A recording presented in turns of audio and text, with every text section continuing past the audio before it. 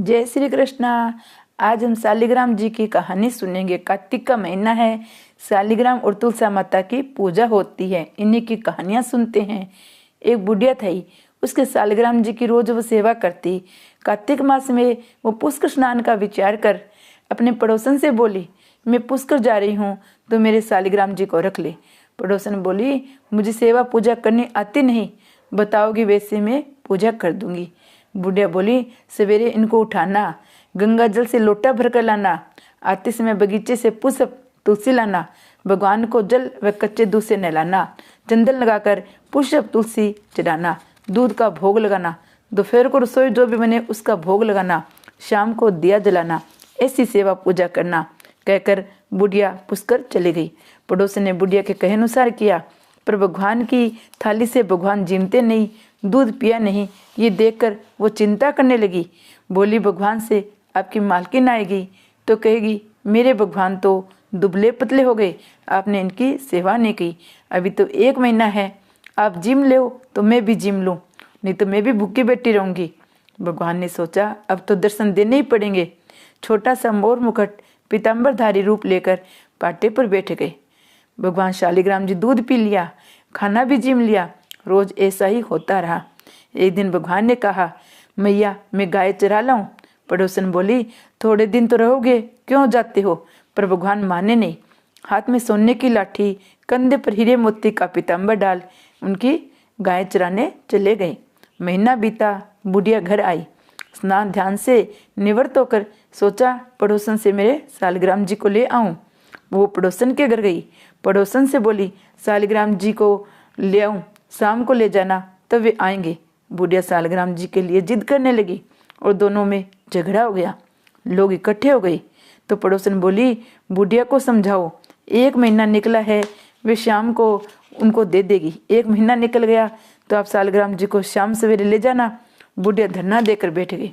शाम पड़े भगवान आए। गाय उनकी जगह छोड़कर भगवान मंदिर में विराज गए। पड़ोसी बुढ़िया से बोली, ले आओ तुम्हारे भगवान। और भगवान से बोली, हे भगवान, बुढ़िया को भी रूप दिखा दो, नहीं तो ये मेरे प्रति अविश्वास करेगी। भगवान ने मोर मुकुट पीताम्बरधर हाथ में सोने की लाठी लेकर उनको दर्शन दिया। भगवान ने भोले भक्तों को दर्शन दिया, वैसे सबको देना। हे शालिग्राम भगवान ने की जय। उसके बाद हम तुलसा माता की कहानी सुनेंगे। एक ब्राह्मण और एक ब्राह्मणी थे, उनके कोई संतान नहीं थी।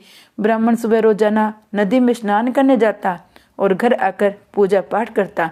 एक दिन ब्राह्मण नदी पर गया, स्नान संध्या कर फिर जाने लगा तो पीछे से किसी ने आवाज़ दी, बाबा मैं भी आऊँ। उसने पूछे मुड़कर देखा, कोई नहीं था। फिर से चला, फिर से आवाज़ आई। उसने कहा, कोई दिखता है नहीं और आवाज़ आ रही है। बोला, भूत प्रेत हो तो मत आना, कोई देव शक्ति हो तो आ जाना। इतने में 5 वर्ष की कन्या आई और बोली, बाबा मैं आपके घर आऊँ। उसने उसकी उंगली पकड़ी और उसको घर ले आया। घर आने पर उसकी पत्नी बोली, ये कन्या किसकी है। वह बोली, माँ मैं तेरी हूँ। उसने ब्राह्मण से पूछा, क्या बात है। ब्राह्मण ने सारी बात कह दी। उन दोनों ने उसे बेटी कह के पुकारा। वे दोनों पति पत्नी खुश हुए। बोले, इसका नाम क्या रखे। ब्राह्मण बोले, इसका नाम तुलसी रख देते हैं, ये हमारे आंगन की तुलसी है। अब तुलसी खेलने कूदने लगी। माता पिता बहुत प्यार करते थे। वह बड़ी हुई, शादी के योग्य हुई।